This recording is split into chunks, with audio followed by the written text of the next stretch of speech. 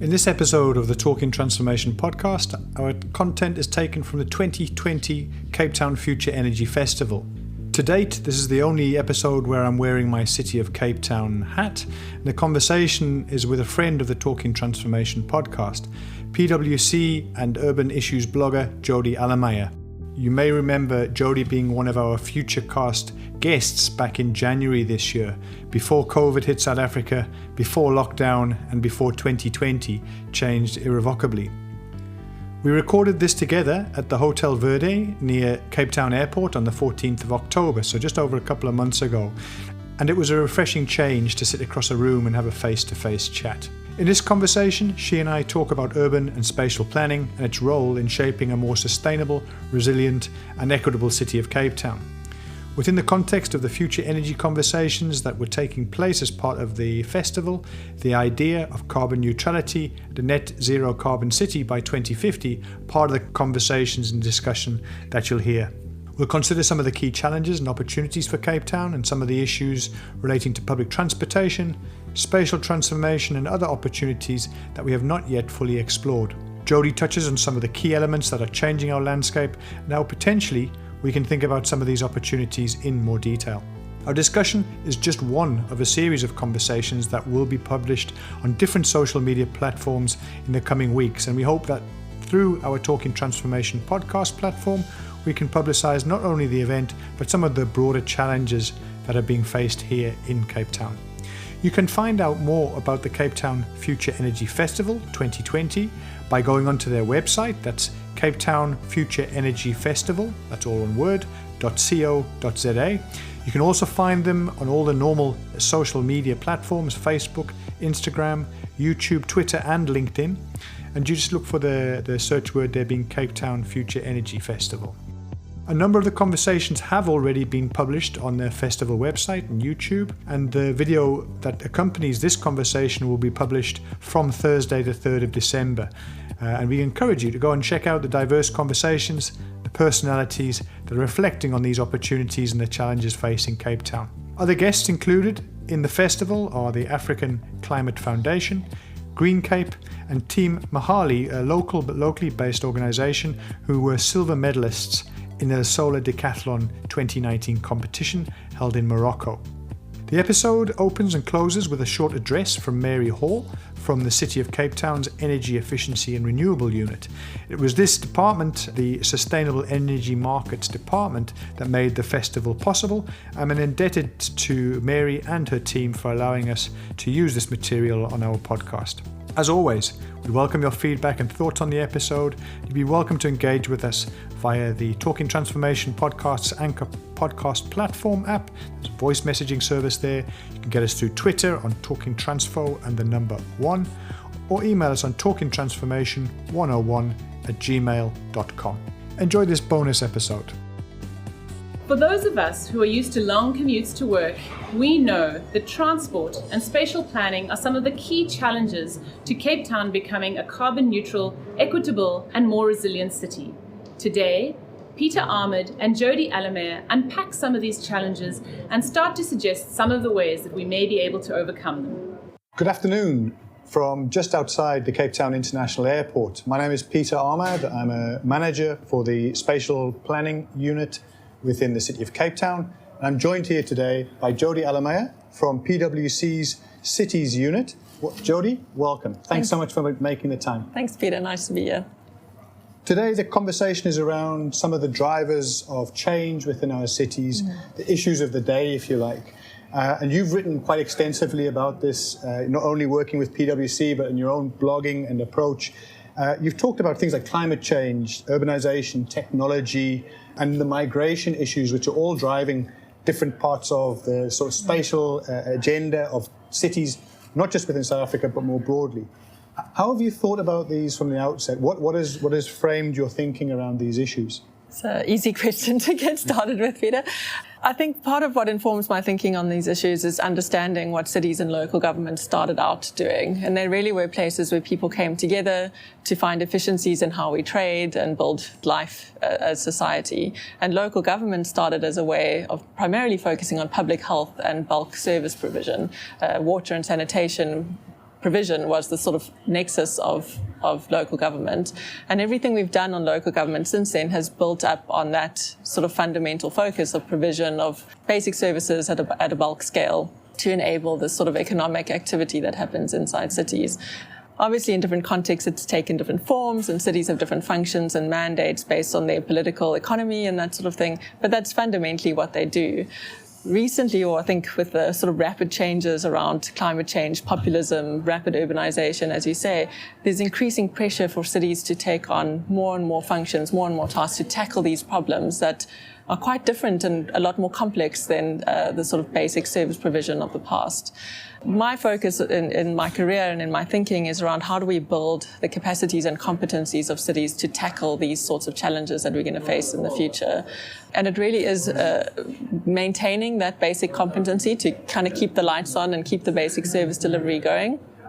But building on top of that also a set of competencies that help people to think about the future, to show leadership on these strategic issues, to work with communities, to understand the citizen experience and citizen expectations of them, to both influence global agendas on these topics and bring programs down to the community level that actually, help us to adapt to and mitigate these really big, sometimes quite scary drivers of change facing how we live in our cities.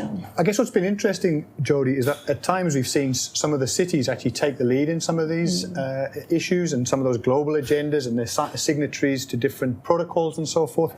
How do you think that is starting to, again, shape our understanding of the city's role within that space of driving some of these themes and the climate change, the carbon neutrality, etc.? Sure. No, absolutely. Cities have been at the forefront of a lot of the agenda setting, and we've seen cities in some contexts actually go against what their national governments are advising or suggesting at a policy level or on a global platform. And that really does put us in an interesting position around what is the role and what do people expect of their city government. Some will say that's that's going a step too far and you must focus on keeping the basics going, and others will sort of applaud their city leaders for taking that initiative.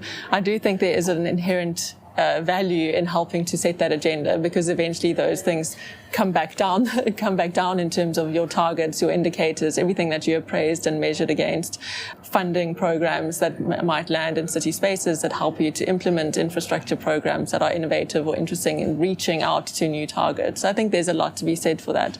I would caution against participation in that where it's purely about sort of visibility. Visibility is a part of it, but you need to be getting something back from that engagement and those platforms, also in terms of maybe additional technical assistance or technical support.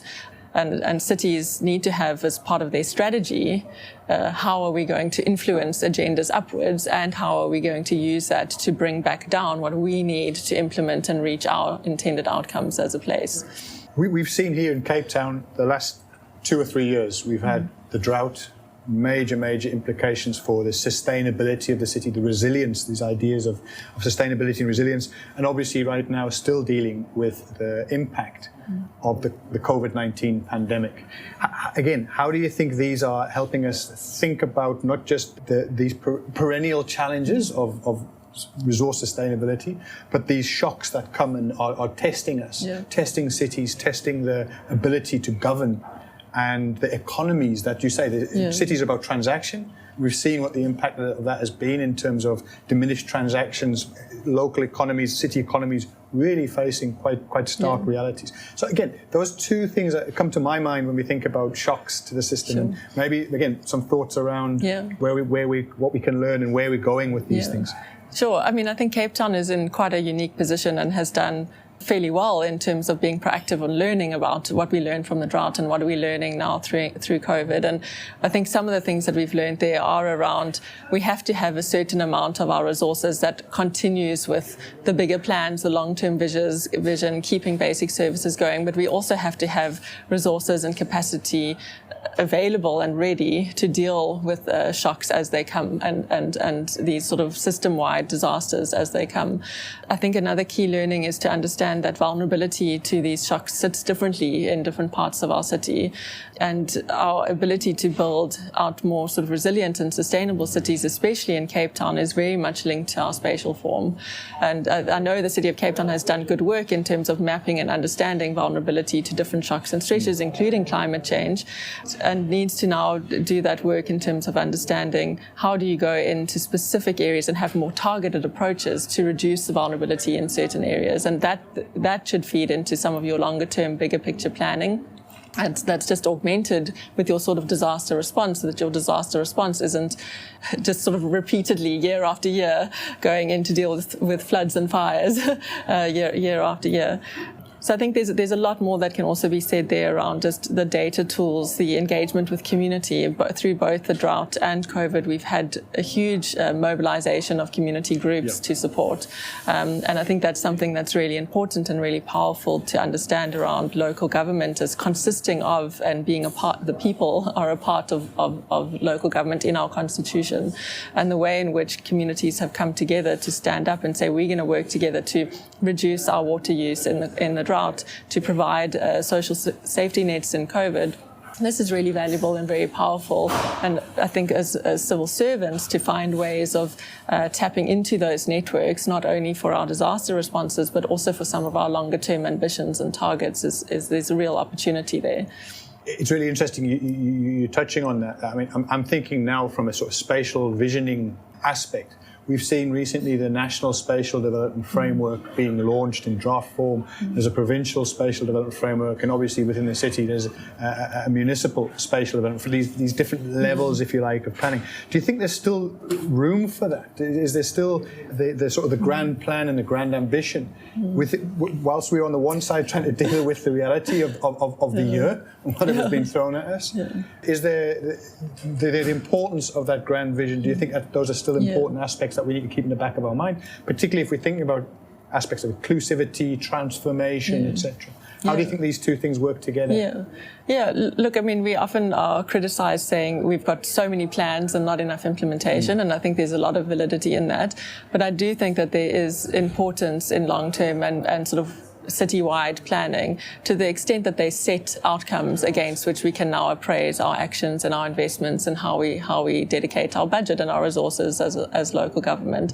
And I think those words like inclusive and integrated and sustainable, and we need to be able to they mean different things to different people, very different things to different people. So we need to be able to translate that into outcomes that we can, like I say, appraise our activities against and have those long-term goals. If you think of things like the carbon profile of the City of Cape Town, a lot of that is linked to the spatial form, and that does require a real sort of focus on planning around the spatial form. Things like fixing our transport network, realigning our areas of higher density and lower density to have more sustainable movement patterns and things like that through the city.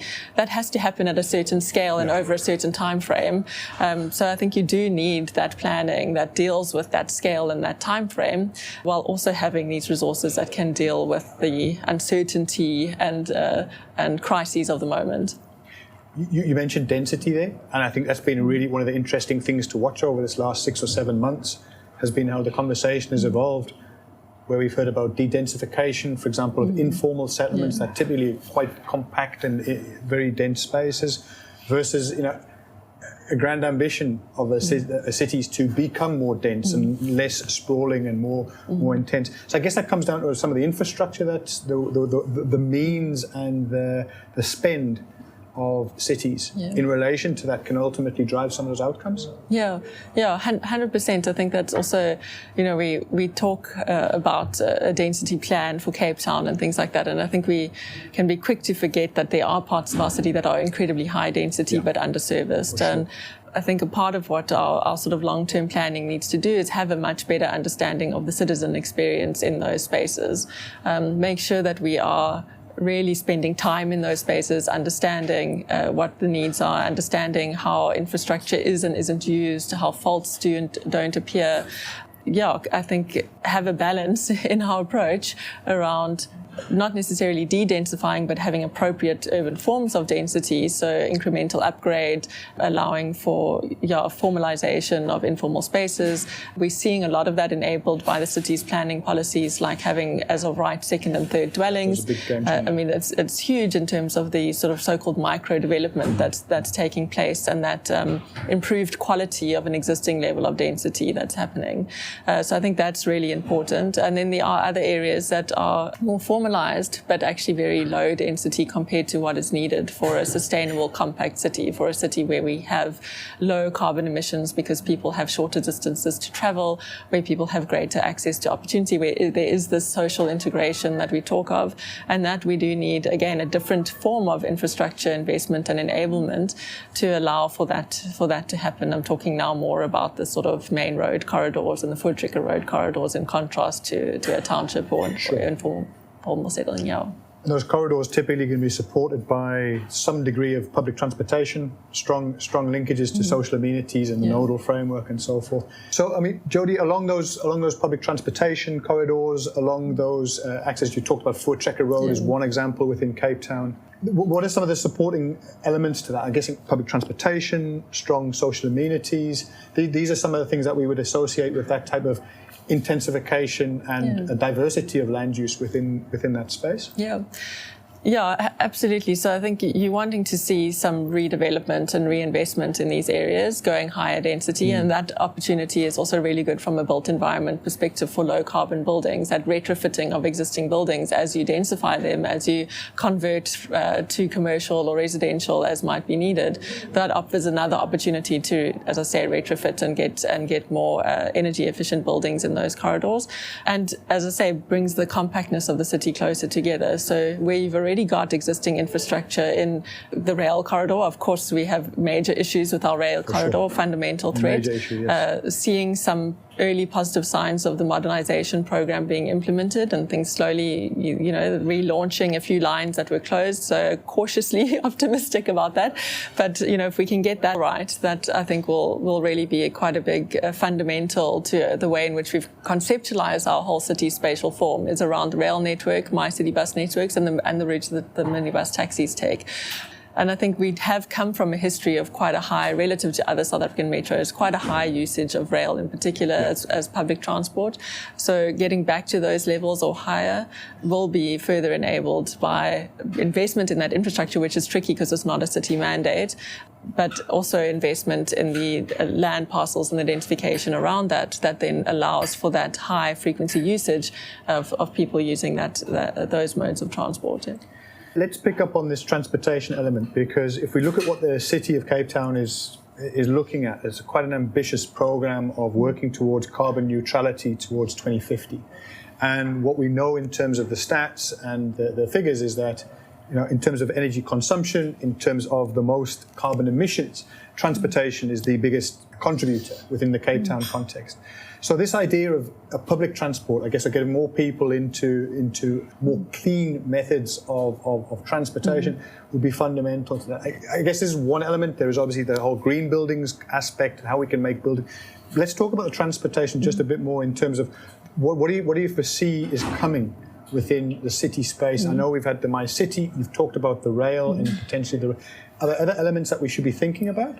There's definitely a lot of other elements that we can think about. I think the role of technology in transport, how those two intersect, is really key.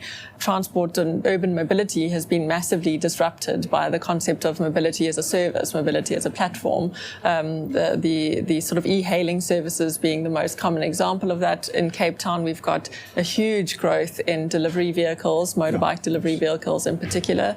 And these are all forms of traffic on our roads that contribute to our overall carbon emissions on the streets, contribute to demand for space, contribute to how our streets should be laid out and space on our streets should be shared.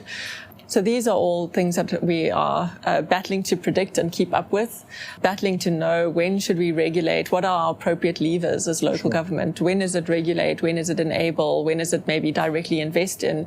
So these are things that we need. Obviously the fundamentals are there in terms of the rail infrastructure. We just need the rail service operating on the rail infrastructure. the existing minibus taxi industry is really, really strong, and there's been some interesting pilots in Cape Town around experimenting to see can we get them operating on a regular schedule as opposed to waiting until they're full, and the impacts that has for a commuter in terms of just waiting time and the sort of comfort and predictability of the experience, as well as what that could mean for efficiency of the system. So these are all processes where there is good progress, and there's a lot of groundwork to build on. And certainly the city's investment in My City has had a lot of intended outcomes in terms of land value add, sustainability, enabling movement in different communities, and those are all also being revisited and reviewed to understand, well, what have we learned from that first phase, and what does that mean for future role and investment in rapid bus transport. So these are all elements of a transport system. For me, fundamentally, walkability is another one.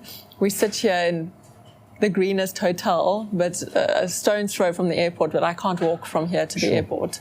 That is fundamentally a problem. And so I think that lower level of how we engage with and think about using space and mobility, right down to where can I walk and where can I cycle, also needs to form a part of our thinking. One of the things that you drove and co-founded, Jodi, was the Open Streets initiative here in Cape Town. And that seems to have gained momentum, certainly pre-COVID. It gained momentum over a number of years.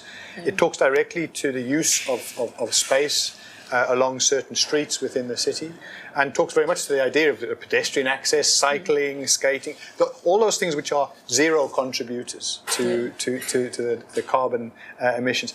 Please tell us a bit about the history of the Open Streets program and how you see that as a contributor to all of these things, the idea of integration, of accessibility, of inclusivity. Sure. So Open Streets is based on the Bogota, the South American model of ciclovia, which is closing out streets and embracing them as public spaces where people can recreate in whatever way they want. So it encourages mobility by skateboarding, walking, cycling, pushing a pram, whatever, but also come out and perform if you're an artist, or just enjoy some family time. And it's been a complicated journey to get people, especially city officials, to understand it, because it does try to achieve a lot of different things. It has objectives that are around social integration, a very strong focus on building empathy and connection between neighborhoods and within neighborhoods, a very strong focus on the relationship between the street and the economy, and how do we enable an active ground floor, a vibrant, economically active ground floor that's not just sort of cold facades or monopoly businesses, but lots of mom and pop shops, things like that. It's very, very healthy for a strong city economy. And then, of course, a whole set of objectives that are around mobility and how people use streets to move around, and how we can encourage more sustainable, non-motorized forms of transport. It's been loved by many communities because of the way in which we put the days together. So bringing communities involved in the design and activation of what happens in their space has had a lot of very powerful legacies in those communities. And one thing we've really struggled with is converting it from an event to a sustained program. And Cape Town has pedestrianised very little. It's pedestrianised St. George's Mall in town. Quite some time ago. Yeah, quite some time ago. And small stretches of roads here and there, but very little. And what I have found now in the last couple of months, and even more in the last couple of weeks in response to COVID, is a lot of streets that are popular for business, so have existing business, vibrant businesses. So I'm talking about Bree Street, Long Street, Lower Main Road in Obbs, Main Road, Muizenberg, that St. James Strip. These are well-known streets for people to have businesses and activity on. They see an open streets kind of initiative, a pedestrianisation, as a key part of recovery from COVID. Right. It provides opportunity to be outdoors, safe. There's a whole public health safety element to it. And of course it might, it's summer now, people want to be outdoors, it attracts people. What we battle with is there's no clear process for how to go about doing that. And I think that's something where, if the City of Cape Town is also on board with these multiple objectives around pedestrianisation, walkability, low carbon forms of mobility, connecting communities, integration and economic recovery, providing a process and a platform for groups like this to know exactly this is what I need to do, these are the steps I need to follow, and I will be able to achieve this outcome once a month or twice a month or maybe regularly every evening in certain neighborhoods, I think that would be a sort of a really powerful enabling move. So trying to embed it within the institution as opposed to, as almost a program, as opposed to a once-off, and then it's forgotten about. So something for the city to think about and learn from there. Bogota, Colombia, obviously where the inspiration for Open Streets comes from. Are there other places around the world, whilst you've been researching and many of us sort of surfing the net over these last few months during the COVID period, is there anywhere that else that you're taking inspiration from, that you're thinking about looking at other examples where we could be considering, whether it's in a Cape Town or South African context? Any other examples that have given keen interest from your side? Sure. So I think the first thing to say is Cape Town actually does often a lot better than we give it credit for. I'm not shy to criticize Cape Town, the city of Cape Town, but actually, working with them and also with other cities, there are a lot of things that Cape Town can be very proud of, and I think often international experts and things like that come thinking that, it will be easy to teach us something, and realize that we're far further ahead on our thinking and planning than they might have anticipated. I do think that we can be learning more from other African cities, especially around how we deal with informality, how we embrace informal economic activity as a part of our development path and development trajectory, to not mimic where we want to be at the end of it and just assume that we'll get there, but to actually start with where we are and work upwards from there. I think there's a lot more we can be learning from other African cities on that. And I think broadly, regardless of where you're learning from, it goes back to one of my earlier points around have that role of trying to influence and global agendas, but also have a strategy around what you want to bring home and what you want to learn. So I think instead of just sort of saying, well, let's go out and learn, we have to know what are we looking for? What is the stumbling block that we've reached in our own strategy and plan? We've set a target, for example, 2050 carbon neutrality. That's our target. We have certain elements of our plan. I think we need to be able to assess where are we performing well, where do we actually have things to go out and teach others about, and what can we get in exchange for that learning to fill some of the gaps we have. I think some of the gaps might be in the financing space. We've been actually quite lucky to finance most of our infrastructure directly, historically. So far. And that might, I think that those sorts of things might start to change. That might be a place where we start to say, look, where can we learn from in terms of more innovative financing models? Final question from my side would be to say, if we think towards the future, two questions for you. What do you think is realistic in terms of a fairly fundamental change, if any, to the urban structure here in Cape Town? And second of all, what would you like to see?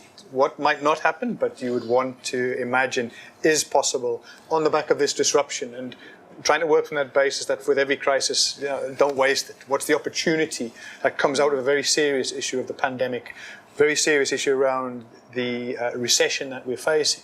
So I'm not making light of it. I'm trying to think of a way that we can take some positive and finish on a positive around the spatial and urbanization future of Cape Town. I mean, we've spoken before, Pete, about if you just sort of play forward a lot of the trends, it's quite scary. And the future, it can be very easy to be overwhelmed by the uncertainty of climate change, migration, technology, rising sort of populism in our political space. These are things that are very scary and very real, and it can be difficult to think about a future that is somehow progressed to something better than what we have now, that hasn't directly tackled some of those challenges.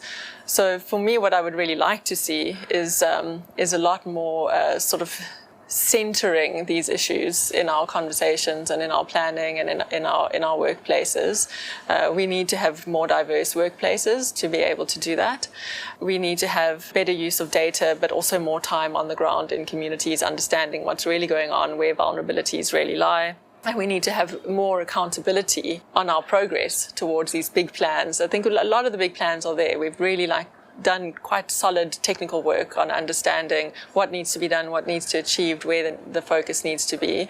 And our efforts now should be on engagement and accountability as we deliver those. I do think that there is opportunity in every crisis. The relationships built through things like the community action networks, I think, is very powerful. I mentioned it previously. Right now, we will see a lot of businesses who previously have maybe not been actively participating in these discussions. One, they will have a hunger for answers, and that calls to existence a community of partners that previously we found difficult to pin down and access and identify.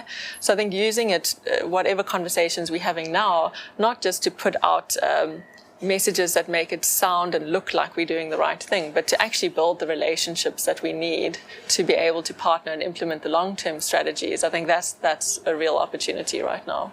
Jodi, Allemeier, thank you so much for spending some time with us today and reflecting on and thinking ahead to what is possible, what we are trying to achieve. All the very best to you and the PwC Cities team, and we look forward to engaging again sometime in the future. All the very best. Thank you. Thank you. Thanks, Pete. Thank you.